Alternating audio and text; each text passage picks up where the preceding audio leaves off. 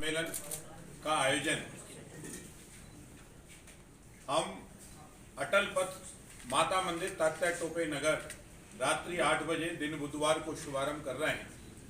वो सृष्टि का वो पहला दिन है जिस दिन सृष्टि का निर्माण हुआ था।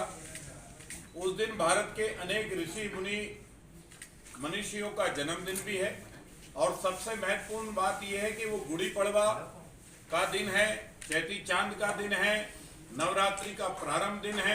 और अगर सच पूछो तो सनातन धर्म की जो परंपरा है, हिंदू धर्म की जो परंपरा है, पंचांग का भी वो विशेष दिन माना जाता है। उसी दिन से भारत की तिथि और पंचांग का निर्धारण होता है। उन्हीं तिथियों के आधार पर हम विचार करेंगे तो उसी में चैत की नवरात्रि में रामनवमी आएगी, महावीर जयंती आएगी, हनुमान जयंती आएगी, झूलेलाल जयंती आएगी, गुरु नानक जयंती आएगी, बौद्ध पूर्णिमा आएगी और तमाम जितने धर्म के रीति रिवाज और परंपराओं के दिन और दिवस हैं, कृष्ण जन्माष्टमी हो सकती है, महाशिवरात्रि हो सकती है, ये सब उसमें पड़ते हैं। क्योंकि भारत पर अंग्रेजों के राज के कारण हमारे तारीखें हमारे दिन में ज्यादा घुस गई हैं, बस गई हैं। लेकिन अब धीरे धीरे हिंदू जग चुका है, भारतीय संस्कृति और सभ्यता को मानने वाले, परंपरा का निर्वाह करने वाले लोग जग चुके हैं। इसलिए भारत की परंपराओं के निर्वाह अनुसार अब नए वर्ष के, नूतन वर्ष के अधिक से अधिक कार्यक्रम होने लगे हैं। इस कवि सम्मेलन में खास बात यह है, इसके पूर्व संध्या पर हम आतिशबाजी का भी आयोजन करते हैं। रोशनपुरा चौराहे पर आतिशबाजी भी 25-26 प्रकार की आतिशबाजी होगी। उसमें शंखनाद भी हमने रखा है।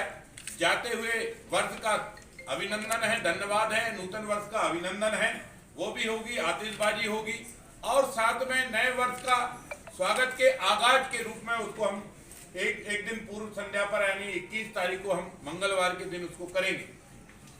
22 तारीख की रात्रि 8 बजे जो कवि सम्मेलन माता मंदिर तात्या टोपे नगर अटल पथ पर जो शुभारंभ होगा, उसमें देश के जो वीर रस के ख्याति नाम कवि हैं हरिओम पवार, जिनके बारे में हम सब लोग सुनते भी हैं, जानते भी हैं कि वो वीर रस के बड़े ख्याति नाम कवि हैं। दूसरे हैं डॉक्टर सुनील जोगी, जो बहुत बड़े गीतकार हैं, हास्य व्यंग्य के भी हैं और प्रोडी में भी जो है गाते हैं। और अभी भी हाल ही में उन्होंने एक बहुत बड़ा पूरे देश के ऊपर एक गीत बनाया है, वो बहुत चर्चित और गीत है, वो भी उसमें रहेंगे। शशिकांत यादव जो हमारे देवास के हैं, वो भी वीर रस के हैं, संचालक भी हैं। संदीप भोला, वैसे तो इनके पूज्य पिताजी भी कवि थे पर जबलपुर के थे, आजकल दिल्ली में बादशाह है, लेकिन हाथ और के जो है बहुत अच्छे कवि हैं। अनिल चौबे ये भी हाथ के कवि हैं।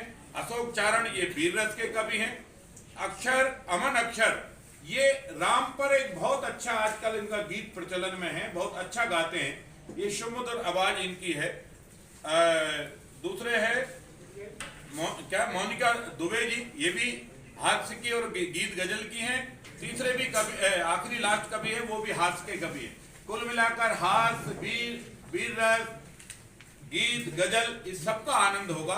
क्योंकि भारतीय संस्कृति सभ्यता इस बात की आनंद की सभ्यता है, ये सभ्यता जन जन तक की शुभकामना और मंगल की देने वाली सभ्यता है।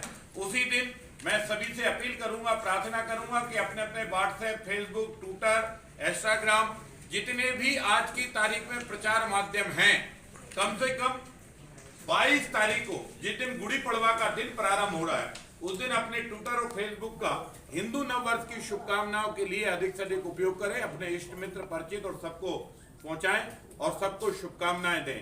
और मैं आपसे प्रार्थना करूंगा कि आपके संचार माध्यमों के माध्यम से इस कवि सम्मेलन का समाचार जिन जिन को भी पहुंच रहा है, इसके कोई पास नहीं है, कोई विशेष निमंत्रण कार्ड नहीं है, पहले आओ और पहले स्थान पाओ। परिजनों को बैठने की अलग से व्यवस्था की गई है, बुजुर्ग हैं उनको बैठने के लिए कुर्सी की व्यवस्था की गई है। समय पर पधारें और उचित स्थान पर बैठें, ऐसा हमारा प्रार्थना और आग्रह है। हम उम्मीद करते हैं कि जिस तरह हर वर्ष की भांति हजारों की संख्या में श्रोतागण और लोग नागरिक अभी नए साल के बंधन में आते हैं, इस साल भी पधारेंगे, ऐसी हमें आशा नहीं, पूर्ण विश्वास।